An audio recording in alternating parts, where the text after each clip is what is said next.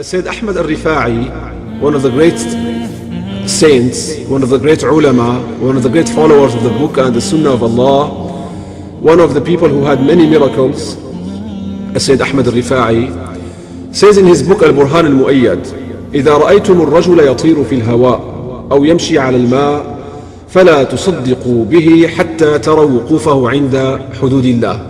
If you see a man flying in the air or walking on water, don't think that he is a saint until you see how he responds to the divine commands of halal and haram.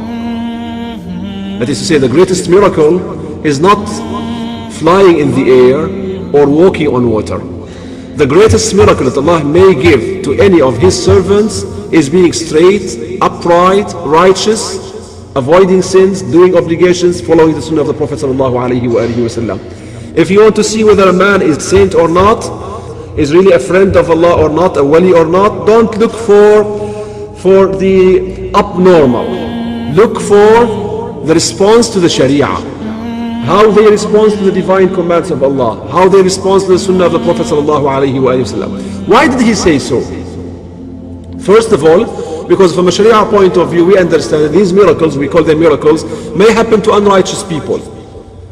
So, khawariq al-adat, we call them, disruption of the laws or the habitual laws, may happen to unbelievers even. And we call them these 5 categories. Mu'jiza is for prophets. Karama is for awliya, saints, friends of Allah. Ma'una is for common Muslims. Like a common Muslim may have a miracle. Allah subhanahu wa ta'ala is sustaining him, supporting him in his struggle to reach Al-Jannah, to keep and maintain on the straight path. And then we have istidraj.